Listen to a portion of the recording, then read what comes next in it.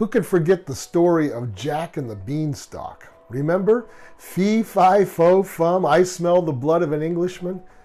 Well, that story appears in its more modern form in the collection entitled English Fairy Tales, published in the 1890s. But did you know that researchers believe that the basic story may have been told and retold in Northern Europe for more than 5,000 years? But evil giants, where in the world would our ancestors have gotten that idea? Well, I did some research and found that legends of evil giants are a part of the folklore in many parts of the world.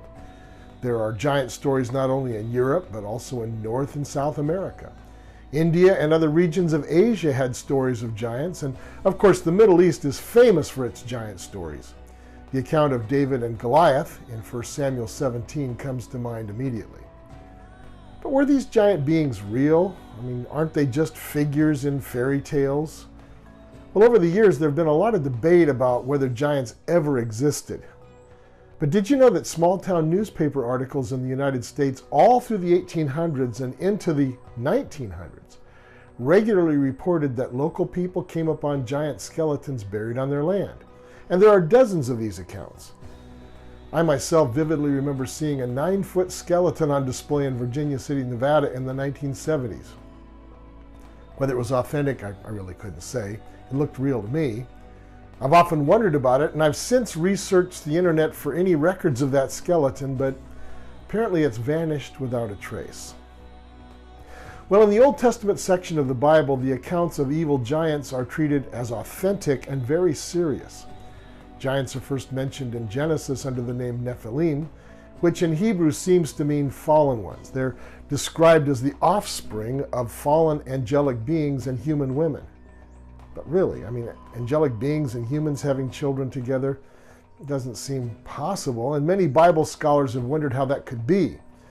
But as in other passages, the Bible sometimes just assumes that its readers are familiar with what it's talking about, and so it doesn't spend much time explaining details that would really clarify things for us in the 21st century. It may be worth noting that Greek mythology is chock full of demigods. Achilles, Dionysius, Heracles, Orion, Orpheus, all of these are said to be offspring of gods and humans. Well, Israel encountered and defeated giants in their entry into the Promised Land at the end of their 40 years of wilderness wanderings. The giants that Israel met in the different places they conquered are called by various names: Anakim, Rephaim, Emim, Zamzumim. In the book of Joshua, chapter 15, the Judean tribal leader Caleb, who, remember, he was one of the 12 spies sent out by Israel 40 years before, he claimed the city of Hebron as his heritage and drove out the giants who made a stronghold there. Note that Caleb drove them out. He didn't kill them. So where did these giants go? The Bible doesn't say, but it could very well be that they simply fled west away from the invading Israelites to the sanctuary of Philistine cities like Gath and Ekron. And so we encounter giants again in 1 Samuel 17 when young David journeys from Bethlehem with provisions for his older brothers who are fighting in the army of Israel. He travels from his home in Bethlehem down the valley of Elah to the Israelite camp. Now, Israel was at war with the Philistines because the Philistines had been oppressing Israel for more than a generation. And now, possibly with the help of the giants, the Philistines were beginning to expand their territory east into the hill country of Judah. So this is the setting of the next stop on our virtual tour of Israel, the Valley of Elah.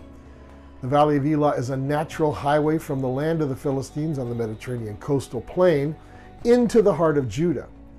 King Saul and the army of Israel are encamped on the steep ridge to the north of the valley, and the Philistines are arrayed on the lower southern ridge.